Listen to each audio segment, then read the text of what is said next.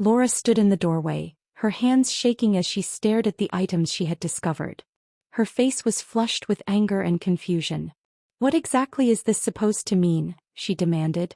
I turned away from the stove where I had been preparing dinner and immediately felt my stomach drop. In her hands were several pieces from my hidden collection, items I had spent years carefully concealing. A pair of delicate sandals dangled from one hand while several garments were clenched tightly in the other. For a moment I couldn't speak. As my collection had grown over the years, I had often worried that this day would eventually come. I had rehearsed explanations in my mind countless times, yet now that the moment had arrived, every word seemed to vanish. "Who is she?" Laura asked sharply. I blinked in confusion. "What? The woman. Is it someone from work? Someone you've been seeing behind my back?" Suddenly I understood. She believed she had uncovered evidence of an affair. "Laura," I said nervously, "it's not what you think." She crossed her arms.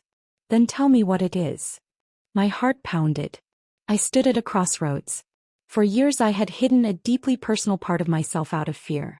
Fear of judgment. Fear of rejection. Fear of losing the person I loved most. Yet if I remained silent, she would continue believing something that wasn't true. Taking a deep breath, I decided honesty was my only option. Over the next several minutes, I explained everything. I told her about interests and feelings I had kept hidden for years. I spoke about my fascination with feminine fashion, my enjoyment of exploring a different side of myself, and the online communities where I had found others who shared similar experiences. Laura listened without interrupting. Her expression gradually changed. The anger faded, replaced by curiosity. When I finished speaking, I led her to my computer and showed her some of the websites and discussion groups I visited. They were communities filled with people discussing clothing, makeup, confidence, self-expression, and personal journeys. She studied the screen carefully. Finally, she looked at me. "So what name do you use online?" I hesitated. "Julia." A smile appeared on her face. "Julia." I nodded. "That's actually kind of adorable." For the first time since she had confronted me, I felt a tiny spark of hope. "And everyone here is like you?" she asked. "Mostly. People from all different backgrounds. Some are just curious. Some are exploring their identities. Others simply enjoy expressing themselves in ways they can't openly discuss in everyday life." Laura leaned back in her chair. "I see." She seemed deep in thought. After a long silence, she looked at me and said something I never expected. "So you're not having an affair?" "No." "You're not secretly meeting another woman?" "Absolutely not." She laughed softly. "Then why would I be angry?" I stared at her. You're not upset?" She shook her head. "Surprised?" "Yes." "Angry?" "No." Relief washed over me so intensely that I nearly sat down. For years I had carried the weight of this secret. Every purchase had been hidden. Every interest had been concealed. Every moment of self-expression had happened behind locked doors. Now suddenly the truth was out. And the world hadn't ended. In fact, Laura seemed more fascinated than disturbed. "You know," she said thoughtfully, "I've never actually seen this side of you." I swallowed. "No." She smiled. "No. And now I'm curious." That evening became the beginning of countless conversations between us. Instead of reacting with judgment, Laura asked questions. She wanted to understand. She wanted to know what drew me to certain styles, what made me feel confident, and how long I had been carrying these feelings. For the first time, I answered honestly. Over the following weeks, our relationship evolved in unexpected ways. Laura became my greatest source of support. She helped me understand things I had always struggled to figure out on my own. She offered advice, shared opinions, and encouraged me to be more confident rather than hiding in fear. What surprised me most was how naturally she accepted everything. The secrecy that had defined so much of my life gradually disappeared. No more hiding bags in the back of closets. No more panicking whenever I heard footsteps approaching. No more inventing excuses. Instead, there were conversations, laughter, and a growing sense of trust. As my confidence grew, so did my appreciation for Laura's kindness and understanding. The support she offered strengthened our relationship in ways neither of us could have anticipated. In return, I made a greater effort to contribute around the house and help wherever I could. What began as a simple gesture of gratitude soon became a habit. I found satisfaction in doing more, and Laura appreciated the extra help. Little by little, our daily routines shifted. Laura naturally took charge of many of the larger decisions in our lives, while I focused more on maintaining our home and supporting the life we were building together. Neither of us planned it that way. It simply happened. And surprisingly, it worked. For the first time in years, I felt completely accepted by the person whose opinion mattered most. The secret I had feared would destroy my marriage had instead brought a new level of honesty and understanding between us. Looking back, I realized that the moment I had dreaded for so long had ultimately become the moment that changed everything for the better. As the months passed, the changes in our marriage became impossible to ignore. What had started as small adjustments gradually transformed the entire dynamic between us. Laura took charge of nearly every major aspect of our lives. She managed our finances, organized our social calendar, made most of the important decisions, and naturally assumed a leadership role in the relationship. At first, I barely noticed the shift. Everything happened so gradually that it felt natural. In many ways, I was simply grateful for her acceptance and support. Compared to the years I had spent hiding a significant part of myself, these changes seemed insignificant. Yet one evening, while we were lying together in bed, Laura said something that instantly shattered my sense of comfort. There was a man at her office named Greg. The way she mentioned him was so casual that at first I thought I had misunderstood. She spoke about him the way one friend might talk to another over coffee. She explained that Greg had worked with her for some time and that he had shown interest in her on more than one occasion. For months, she said, she had ignored his advances. Now she was considering giving him a chance. I stared at her in disbelief. The words felt unreal. "You mean, you want to date him?" finally asked. Laura looked surprised by my reaction. "Yes," she replied calmly. My chest tightened. "But we're married." She smiled gently. "And we still will be." I sat up slightly. "Laura, you're talking about seeing another man." She turned toward me and studied my face. There was no anger in her expression. No guilt. No defensiveness. Only patience. "Honey," she said softly, "I thought you understood where things were heading." "I don't." Laura sighed and rested her head against her hand. For a moment she simply looked at me. Then she brushed a lock of hair from my forehead. "Look at us," she said quietly. I didn't answer. "You've spent months discovering who you are. I've supported you every step of the way because I love you." "I know. And I still love you." "Then why Greg?" Laura paused before answering. "Because I have needs too." The room fell silent. Her words weren't cruel. They weren't meant to hurt. That almost made them worse. She explained that she had read every story I had shared with her. Every fantasy. Every dream. Every piece of writing that reflected the future I imagined for myself. She understood me better than I realized. And because she understood, she had also come to understand something else. That our relationship had changed. Neither of us was living the same life we had been living a year earlier. "I want to keep what we have," she told me. "I don't want to lose you." "Then don't." "It's not that simple." "No," she admitted. "It isn't." The conversation ended there. Neither of us knew what else to say.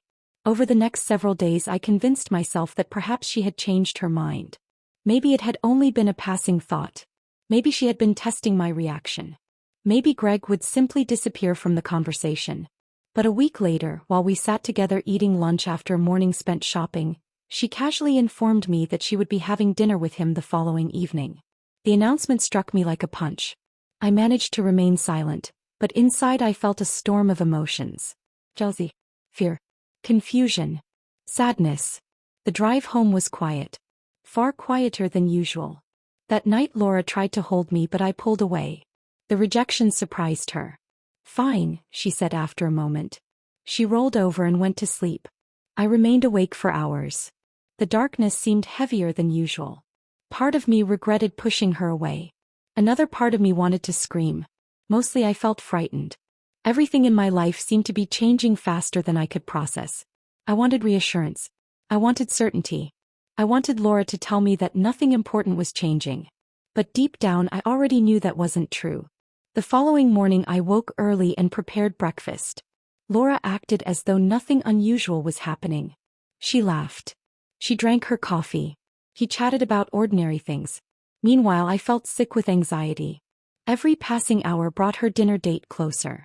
By late afternoon I could barely concentrate. When I heard the shower running upstairs, a knot formed in my stomach.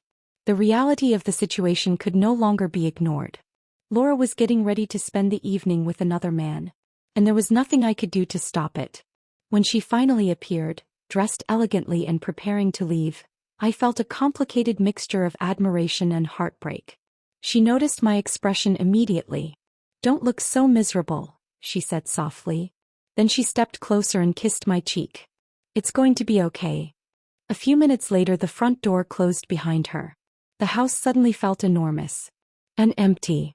I wandered aimlessly from room to room before eventually settling into a long bath, hoping the warm water would calm my nerves. It didn't. No matter what I did, my thoughts kept returning to Laura and Greg. I imagined them talking, laughing, getting to know one another. Every possibility played through my mind. Hours passed. To distract myself, I logged into one of the online communities I used to visit regularly. Many of the people there had known me for years. When I explained the situation, they listened sympathetically. Yet to my surprise, nearly all of them understood Laura's perspective. One friend summarized it bluntly. "What did you think would happen?" The question lingered long after the conversation ended, because the truth was uncomfortable. For years I had carefully separated fantasy from reality. Now those boundaries were disappearing. The life I had imagined was no longer imaginary. It was happening. And real life was far more complicated than fantasy had ever been. Eventually I lost track of time. The conversations online distracted me enough that the evening slipped away unnoticed. Then suddenly I heard something downstairs. A key turning in the lock. Voices. Laura's laughter. And another voice. A man's voice. "Greg." My stomach dropped instantly. Panic surged through me. I jumped from my chair and looked around the room. My first instinct was to run upstairs. Then I realized they might go there.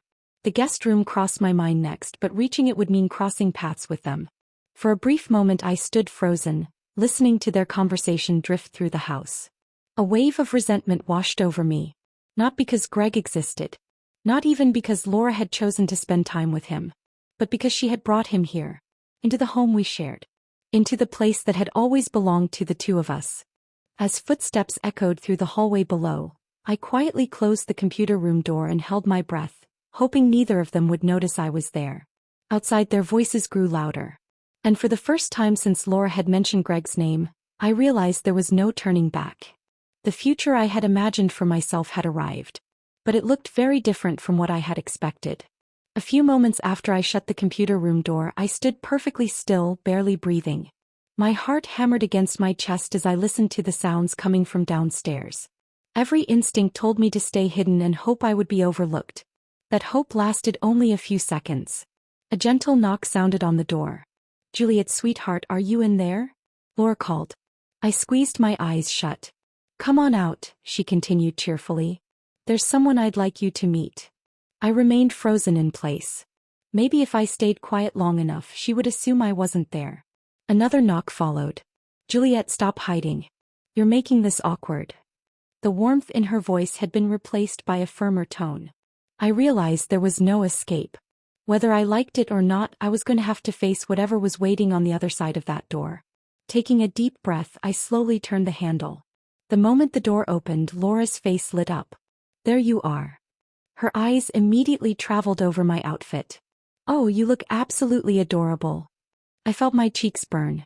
She stepped closer and lightly touched the fabric of my red nightgown. "And is that lavender perfume?" she asked with a smile. "You really went all out tonight." I opened my mouth to respond, but no words came. Before I could gather my thoughts, Laura hooked her arm through mine. "Come on." Without giving me a chance to protest, she guided me out into the hallway. I struggled to keep my balance as my sandals clicked nervously against the floor. The last thing I wanted was to stumble and make an already humiliating situation even worse. As we entered the living room, I immediately saw him. Greg. He was standing near the fireplace holding a drink. At the sound of our footsteps, he turned around. For a brief moment, I simply stared. He looked exactly like the kind of man who attracted attention the moment he entered a room. Confident. Well-dressed. His tailored suit fit perfectly, and there was an easy self-assurance about him that seemed completely effortless. His expression broadened into a friendly smile. So this is Juliet. I felt as if every ounce of confidence had instantly evaporated. There I stood feeling completely exposed and self-conscious while Greg appeared entirely comfortable. Greg, Laura announced proudly, I'd like you to meet Juliet. He nodded politely. Nice to finally meet you. I managed a weak smile. Hello.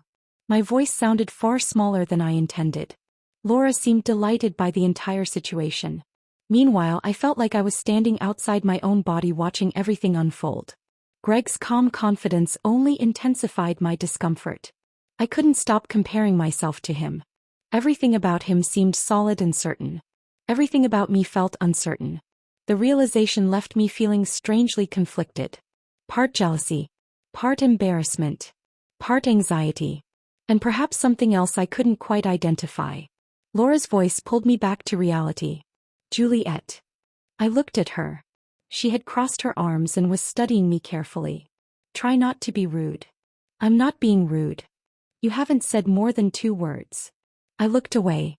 Laura exchanged an amused glance with Greg before turning back toward me. Since Greg and I are going to be spending more time together, she said, I think it's important that everyone gets comfortable with the situation. I frowned. What situation? The smile on Laura's face faded slightly. The reality of where things stand. I didn't answer. The atmosphere in the room suddenly felt heavier. Laura stepped closer. You've changed a great deal over the past several months. I remained silent. And so have we. The words landed harder than I expected. She wasn't speaking angrily. If anything, she sounded matter-of-fact. That somehow made it more difficult to hear. Laura continued speaking calmly, explaining that our relationship had evolved in ways neither of us could ignore anymore. He talked about acceptance, about honesty, about acknowledging realities instead of pretending they didn't exist. I listened, feeling increasingly overwhelmed. Part of me wanted to argue. Part of me wanted to leave the room entirely. But another part understood that she had spent months trying to be honest about her feelings. Now she was simply refusing to soften them. When I failed to respond, Laura sighed. Juliet. Her voice carried a warning this time. I looked up. Do you understand what I'm saying? After a long pause, I nodded. Yes. Good. The tension eased slightly. Greg, who had remained mostly quiet throughout the conversation, finally spoke. Nobody's trying to hurt you. I glanced at him. His expression seemed sincere. That didn't make the situation any easier. Still, his words took some of the edge off the evening. The 3 of us stood there awkwardly for a moment. Then Laura laughed softly. I think everyone needs to relax. The sound broke some of the tension. For the first time that evening, the room felt almost normal. Almost. Yet beneath the conversation and polite smiles, I couldn't shake the feeling that a line had been crossed. Something fundamental had changed. The uncertainty that had followed me for weeks was no longer theoretical. It was standing right there in my living room.